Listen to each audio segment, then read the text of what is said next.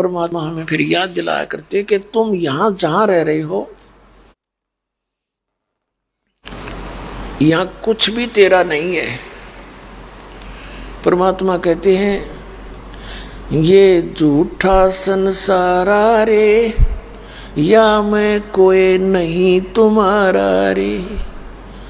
झूठा मतलब अस्थाई है सारा, और तुम्हारा इसमें कुछ भी नहीं है। अब यही जमीन है, यह पृथ्वी इतनी है, और इन्हीं जमीन पर, इन किलों पर अरबों खरबों व्यक्ति रजिस्ट्री करा करा कर अपनी का कमर गए, और वो यों की नो रह गिर, वो सारे चले गए छोड़ के इसको यहीं पर। तो परमात्मा कहते हैं ये माया जगदीश की अपनी कहे गंवार, जम पर धक्के खावेगा तेरे सिर पे धरे बेगार। यह सारी माया उस भगवान की है, इसको तू अपनी मान रहा है, तेरी मां मूर्खता है। तो ये ज्ञान उस परम पिता ने हमारे को आकर बताया, और फिर इसका विकल्प बताया कि तुम जहां रह रहे हो ये स्थान रहने का नहीं है। यहां तो तुम ऐसे हो जैसे कसाई बकरे पालता है। अब जैसे परमात्मा किसे कहते हैं, परम आत्मा, अच्छी आत्मा, श्रेष्ठ आत्मा वो है जो कभी किसी को दुख नहीं दे,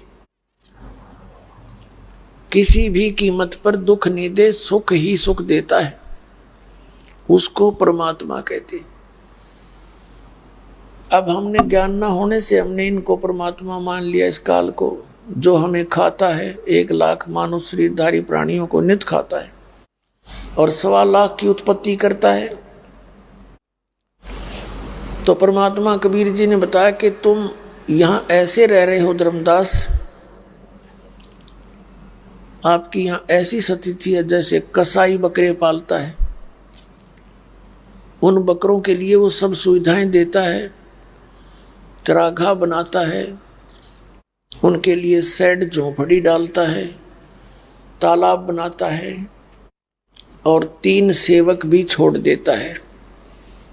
जैसे एक तो बाहर से बकरे लावे, उसमें छोड़ दे मेल और फीमेल, फिर वो प्रजनन करे, और दूसरा उनका पाली नवावे दवावे, उन्हें खवावे प्यावे, खूब मोटे तगड़े कर दे, और तीसरा उन्हें ले जाकर कसाई के कटवा दे हत्थे पे।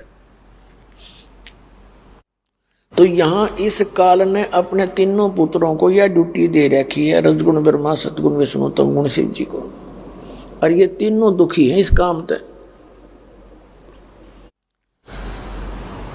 जैसे देवी भागवत के अंदर भगवान शंकर अपनी माता दुर्गा से कह रहा है कि माता, यदि आप हमारे ऊपर दया युक्त हो तो मुझे तमोगुण क्यों बना दिया, विष्णु जी को सतोगुण युक्त क्यों कर दिया, और ब्रह्मा जी को रजोगुण युक्त क्यों कर दिया। इनको मालूम है कि हमारे कारण ये सारा कुछ हो रहा है। तो कहने का भाव ये है, अगर तू दयालु है माता, क्योंकि दुर्गा इस काल से संबंधित है, इसे डर के या कोई भेद इनको सच्चा नहीं बताती, और उसकी व्यवस्था को वो कंट्रोल किए बैठी है। ब्रह्मा विष्णु महेश को भी आज तक अपने पिता की वास्तविकता का पता नहीं।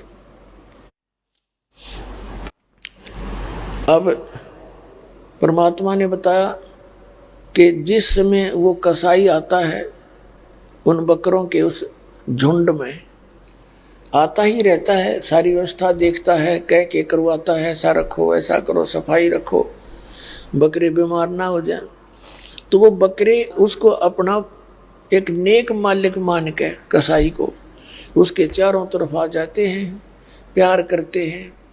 कोई कोई तो ऐसे पैरों को उठाकर सीने से लगाना चाहता है बकरा, और वो क्या, वो ऐसे देखता है, वो ऐसे उनके शरीर को छूता है कसाई, और बकरे उसको जीभ से चाटते हैं, एक नेक व्यक्ति मान के। और वो ये देख रहा है, ये कह किलो का हो गया, इसमें मांस कितना का, और वो न सोचा ये तेरा खास मालिक है। अब परमात्मा बताते हैं कि तुम इसे ना भगवान मान रहे हो, ज्योत स्वरूपी निरंजन काल नर, इसके पुत्रों ने ब्रह्मा विष्णु महेश ने। अब तुम्हारी ऐसी बुद्धि की स्थिति है जैसी उन जीवों की है जो कसाई के बंधे पड़े हैं। अब जैसे हम देखते हैं कितनी बड़ी जमीन पृथ्वी दे रखी है, इसमें बाग बगीचे, फल फ्रूट, मेवा, काजू, किस्म, सेब, संतरे और अन्य कनक जैसे गेहूं, चने, ज्वार, बाजरा, वो कितने अच्छे दिखाई देते हैं। वर्षा होती है, कभी झरने बह रहे हैं, कभी गंगा जैसी दरिया बह रही है। जमीन के नीचे जल गर्मियों में ठंडा और सर्दियों में गर्म। तो इस सारी व्यवस्था ने देखकर हमने सोचा है भगवान बड़ा दयालु मालिक है, तो हमारी कितनी देखभाल करता है, कितनी केयर टेक करता है। लेकिन हम भूल जाते हैं इसकी दयालुता जब कहाँ गई। किसी का बेटा मर गया, किसी की बेटी मर गई, किसी की टांग कट गई, कोई अंधा हुआ पड़ा, किसी का कोड लग गया, परिवार का परिवार मर जाता है। तो परमेश्वर ने आकर बताया तुम जरा सा ध्यान दे लो, बस इसमें बात बन जाएगी।